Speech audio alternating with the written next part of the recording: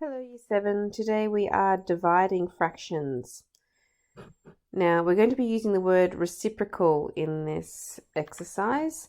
So first of all, we need to know what that is. To find the reciprocal of a fraction, you must invert the fraction.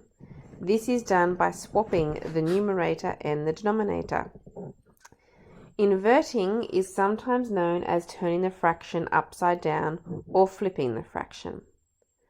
Dividing a number is the same as multiplying by its reciprocal. So when asked to divide by a fraction, instead choose to multiply by the fraction's reciprocal. That is what we need to do. When dividing mixed numbers, they must be changed to improper fractions first. So here's some examples. We're not going to be dividing any fractions just yet. We want to practice finding the reciprocal. So the reciprocal simply means turning the fraction upside down. The denominator comes to the top and the numerator goes to the bottom. So for this first one, the reciprocal would be 3/2. In question 2, to find the reciprocal, we want to swap the numerator and the denominator, but there is no denominator the way that is written at the moment. Remember that a whole number can be written as being over 1. So if I remember that, then I can find the reciprocal. Turning that upside down would be 1/5. If I have got a mixed numeral, like in example number 3 here, I want to change that into an improper fraction first. So the 7 stays on the bottom. I do 7 times 1 is 7, plus 3 is 10. So that means that the reciprocal, turning that upside down, would be 7/10. Okay, so when we see our questions, we can see all the fractions being divided in here. We never actually do any dividing. What we do is we take whatever fraction is at the end and we're going to find the reciprocal and turn it into a times. If it is a whole number, remember that we put that over 1.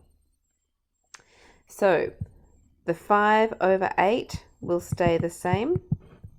The divide will turn into a times, and we find the reciprocal of this last fraction here, which will be 1/3.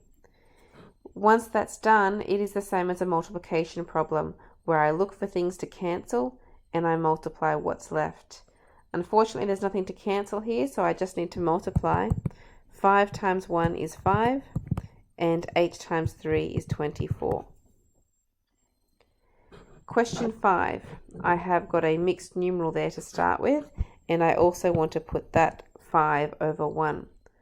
So let's change 2 and 3/11ths into an improper fraction. The 11 will stay on the bottom. 11 times 2 is 22, plus 3 is 25. Now I'm going to turn my divide into a times, which means I have to turn my second fraction upside down.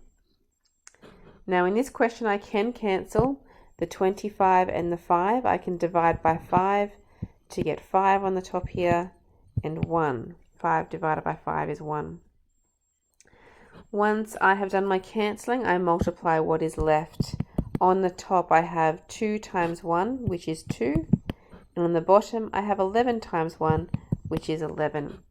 Always check to see if there's any more simplifying or cancelling that can be done, but that question has been finished. For question 6, I want to make that 6 into a fraction, so it becomes 6/1. And now on the next line, I want to turn my divide into a times. So it'll be 6/1, divide becomes a times, turn the second fraction upside down, which will become 3/1. There's nothing that can be simplified there, so we now multiply.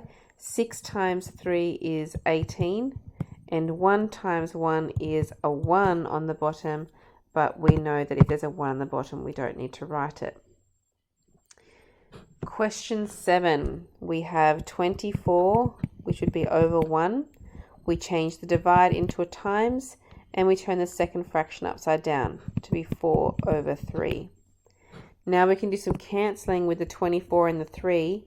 we can divide by 3. 24 divided by 3 is 8. And 3 divided by 3 is 1.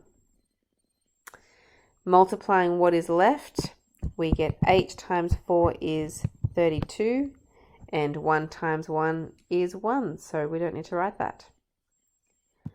Question 8.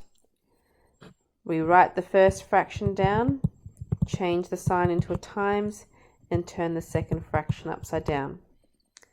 You can see that there's 3's diagonally, so we can divide by 3. 3 divided by 3 is 1 for both of them.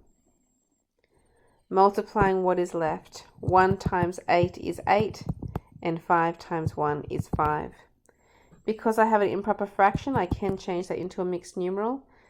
5 divides into 8 once with a remainder of 3. And question 9. Turn them into improper fractions first.